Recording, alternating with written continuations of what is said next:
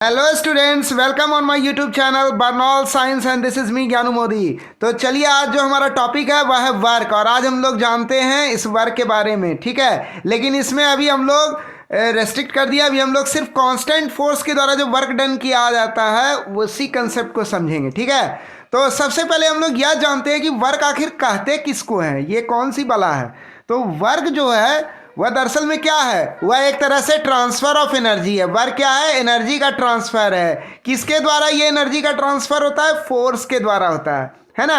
ये फोर्स के द्वारा होता है, जो फोर्स की किसी ऑब्जेक्ट पे लग रहा है। जैसे जैसे वो ऑब्जेक्ट डिस्प्लेस होगा उस फोर्स के लगने के कारण, तो क्या करेगा, ये एनर्जी का तब इसका मतलब ट्रांसफर हो रहा है उसी फोर्स के द्वारा, है ना। यही मतलब हुआ वर्क का, है ना। तो वर्क कुछ नहीं है, या दरअसल में एनर्जी ट्रांसफ़र है। और ये एनर्जी ट्रांसफ़र किसके द्वारा होता है, फोर्स के द्वारा होता है। कब होता है, जब ये किसी ऑब्जेक्ट पर अप्लाई किया जाता है और उसके कारण उस ऑब्जेक्ट का डिस्प्लेसमेंट होता है। तो समझ जाइए वर्क हो रहा है। ठीक है, चलिए अब आगे बढ़ते हैं। ये तो डेफिनेशन था वर्क का, है ना। जैसे ये एफ फोर्स आप देख रहे हो ना, यहाँ ये एफ फोर्स चल रहा है, तो ये एफ फोर्स जो है ना, इसी के द्वारा क्या हो रहा है, एनर्जी का ट्रांसफर हो रहा है ना। और यही एनर्जी ट्रांसफर वर्क कहलाएगा, है ना।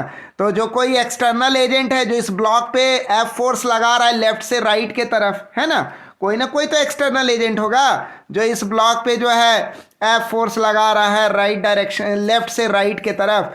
तो ये क्या हो रहा है, वो एक्सटर्नल एजेंट जो है ना क्या कर रहा है, एनर्जी को ट्रांसफर कर रहा है ना। किसके थ्रू हो रहा है ये ट्रांसफर, इस फोर्स के थ्रू हो रहा है। ये फोर्स कर क्या रहा है, ये फोर्स जो इस ऑब्जेक्ट पे लग रहा है और इस ऑब्जेक्ट को डिस्प्लेस कर रहा है। अब क्लियर हो गई बात, समझ में आ गया। चलिए अब आगे बढ़ते हैं।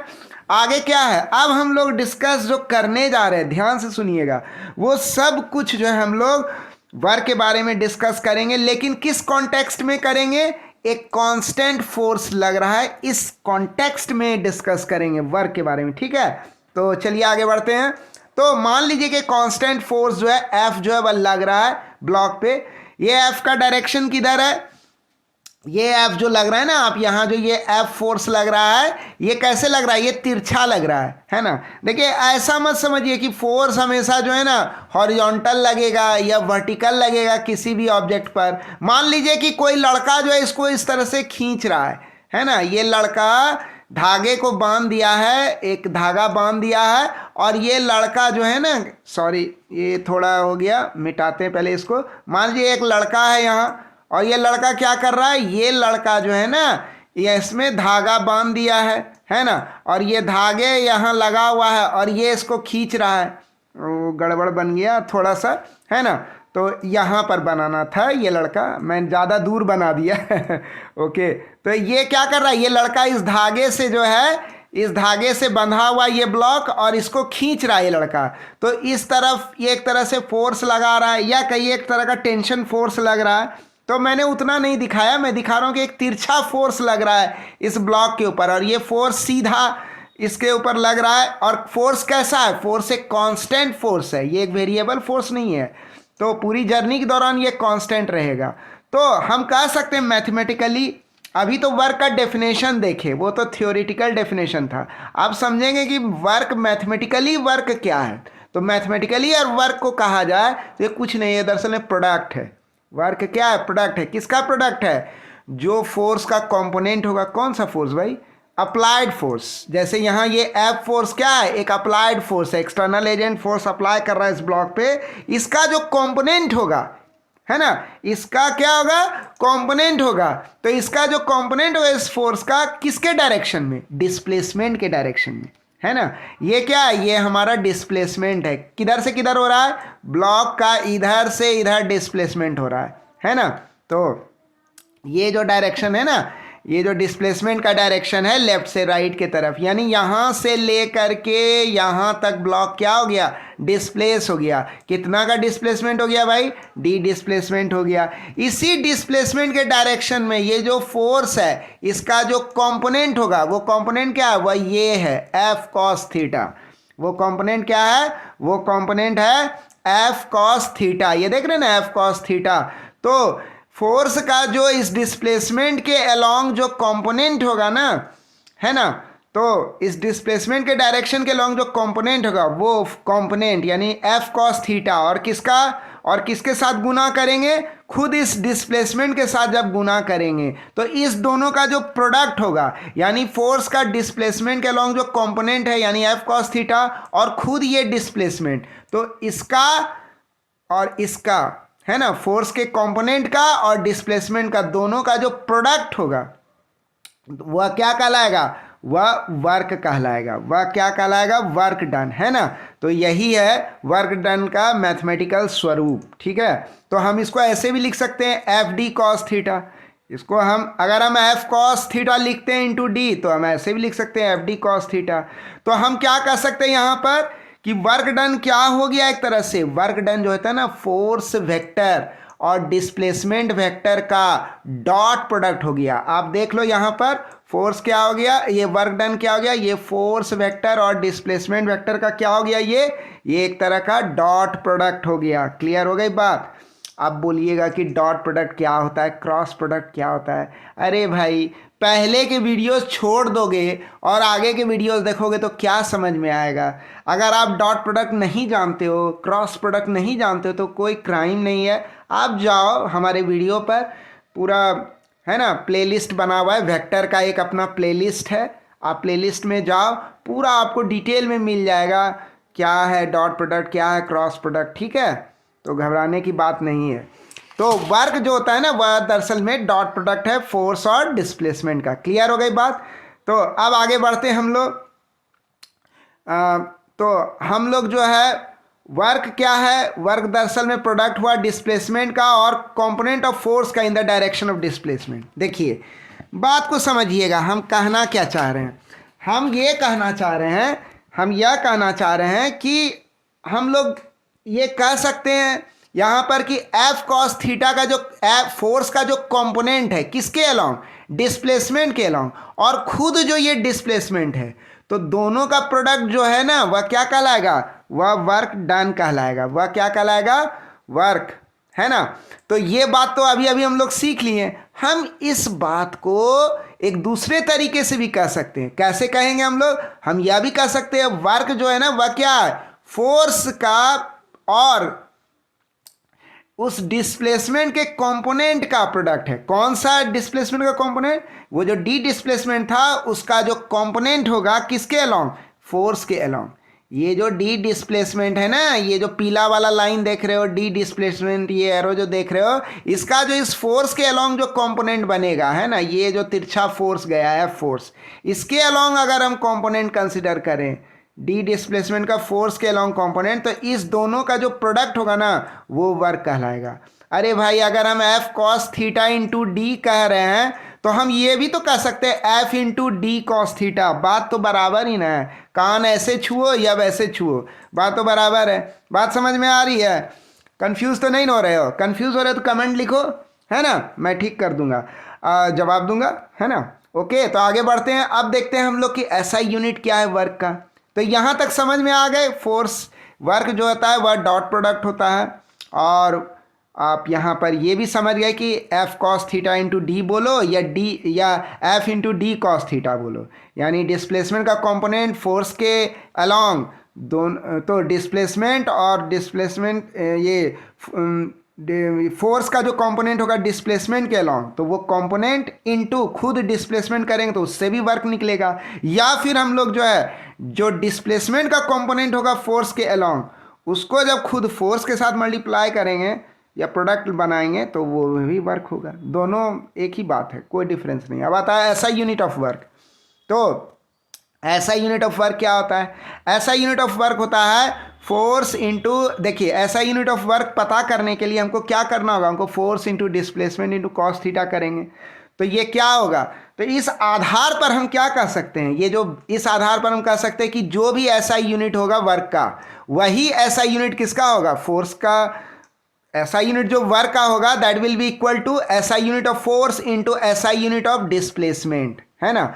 कॉस थीटा जो है इसका कोई यूनिट नहीं होगा क्योंकि ये तो खुद एक रेशियो है ना। तो हम कह सकते हैं कि जो फोर्स का एक डायमेंशनलेस रेशियो है ये कॉस थीटा, तो इसको हटा देंगे, इसको कंसिडर नहीं करेंगे। वर्क का ऐसा यूनिट निकालने के लिए इसको कंसिडर नहीं करेंगे। किसको कंसिडर करेंगे? फोर्स के यूनिट को कंसिडर करेंगे। फोर्स का ऐसा यूनिट जो भी होगा, डिस्प्लेसमेंट का जो भी ऐसा यूनिट होगा, दोनों को मल्टीप्लाई करेंगे तो हमको क्या निकल जाएगा? वर्क का ऐसा यूनिट पता चल जाएगा। तो हम लोग जानते हैं, बच्चा बच्चा जानता है कि फोर्स का यूनिट क्या होता है भाई? न्यूटन होता है। और डिस्प्लेसमेंट का यूनिट क्या होता है भाई? तो वो मीटर होता है ना? सब कोई जानता है। अब ये मत बोलना कि पहली बार सुन रहे हैं कि फोर्स का यूनिट न्यूटन होता है, तो बड़ी गड़बड़ हो जाएगी।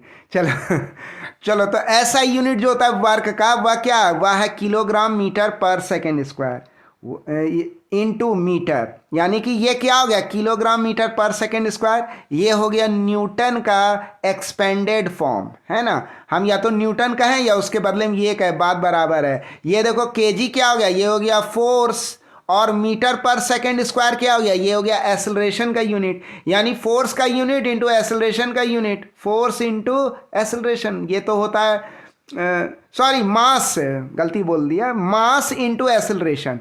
तो मास इंटू एक्सेलरेशन क्या हो गया? ये हो गया फोर्स, यानी कि न्यूटन। बात समझ में आया? तो न्यूटन को एक्सपेंड करोगे ना तो वो ये मास हो गया, मास का यूनिट किलोग्राम, और एक्सेलरेशन का यूनिट मीटर पर सेकेंड स्क्वायर। क्लियर हो गया? तो ये हो गया हमारा केजी मीटर पर सेकेंड स्क्वायर, तो ये हो गया न्यूटन, और ये इधर मीटर है। तो सब मल्टीप्लाई जब करेंगे तो हमको ऐसा यूनिट क्या मिल जाएगा वर्क का? वह मिल जाएगा किलोग्राम मीटर स्क्वायर पर सेकेंड स्क्वायर। क्या मिलेगा हमें?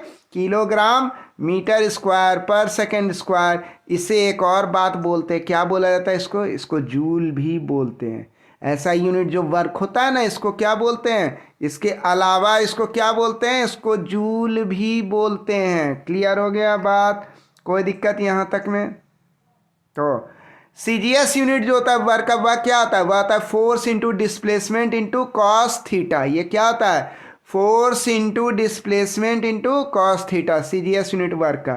तो सीजीएस यूनिट वर्क का क्या हो गया? हो गया CGS unit of work force that is equal to CGS unit of displacement. CGS unit of force into CGS unit of displacement करेंगे तो हमको क्या निकल जाएगा? सीजीएस यूनिट वर्क का निकल जाएगा। ये हम फॉर्मूला जानते हैं वर्क का, force into displacement into cos theta. Cos theta consider नहीं करेंगे, ये डायमेंशनलेस रेशियो है, तो हम खाली फोर्स और डिस्प्लेसमेंट को कंसिडर करेंगे। फोर्स का सीजीएस यूनिट क्या होता है? तो इसका सीजीएस यूनिट होता है डाइन। फोर्स का सीजीएस यूनिट डाइन होता है, और डिस्प्लेसमेंट का सीजीएस यूनिट क्या होता है? सेंटीमीटर। तो सीजीएस यूनिट वर्क का क्या होगा? वह होगा ग्राम सेंटीमीटर पर सेकेंड स्क्वायर इंटू सेंटीमीटर। तो सीजीएस यूनिट वर्क का क्या हो जाएगा? उस हिसाब से ही हो जाएगा ग्राम सेंटीमीटर स्क्वायर पर सेकेंड स्क्वायर, है ना? इसी को अर्ज भी बोलते हैं। ये जो है ना ग्राम सेंटीमीटर स्क्वायर पर सेकेंड स्क्वायर, इसे अर्ज भी कहा जाता है। इसका दूसरा नाम क्या है? उसके लिए एक टर्म जो यूज़ करते हैं वो क्या है? वो है अर्ज।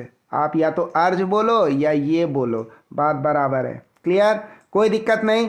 अब आता है कि एक जूल जो होता है वह क्या होता है? वह होता है 10⁻7 अर्ज, है ना? ये भी ध्यान में रखिएगा। A 1 joule that is equal to 10⁻7 अर्ज।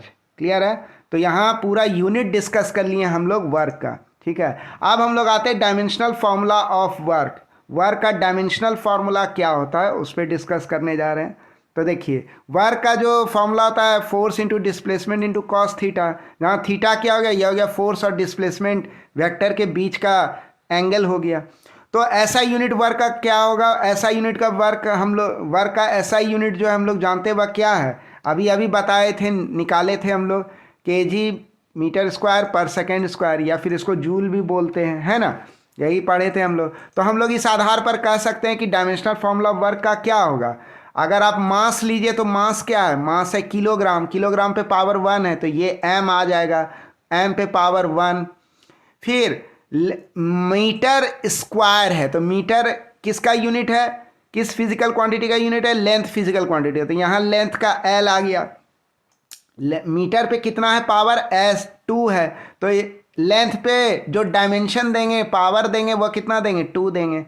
अब ये आ गया टाइम। टाइम का ये सेकंड क्या है? टाइम है। सेकंड किसका यूनिट है? टाइम फिजिकल क्वांटिटी का, तो यहाँ पर टाइम T देंगे। और इस सेकेंड पे पावर कितना है -2 है, तो यहाँ टी पे जो डायमेंशन देंगे वह कितना देंगे, -2 देंगे डायमेंशन, यानी इस पर पावर जो है या डायमेंशन जो है वह -2 चला जाएगा। तो ये क्या हो गया हमको, ml² t⁻², ये हो गया वर्क का डायमेंशनल फार्मूला। तो ये भी सीख लिए हम लोग अभी, है ना। तो ये चीज़ सीखे हम लोग, काफ़ी इंटरेस्टिंग था। तो यही था वर्क का थोड़ा सा कहानी, जो अभी शुरुआत हुआ है, आने वाला है, कल फिर वीडियो आएगा, है ना। कल हम लोग पॉजिटिव वर्क, निगेटिव वर्क और ज़ीरो वर्क पे काम करेंगे, उसको अच्छे से समझेंगे, उसके पूरे डायनेमिक्स को समझेंगे, ठीक है। तो मुझे पूरी उम्मीद है कि आपको जो है ना ये वीडियो अच्छा लगा होगा। अगर आपको अच्छा लगा वाकई में, तो आप प्लीज़ आप हमारे इस प्यारे से यूट्यूब चैनल बर्नॉल्ड साइंस को लाइक कीजिए, सब्सक्राइब कीजिए, है ना। आप हमारे इस वीडियो को लाइक कीजिए, चैनल को सब्सक्राइब कीजिए, जितना हो सके हमारे इस वीडियो को आप शेयर कीजिए, है ना।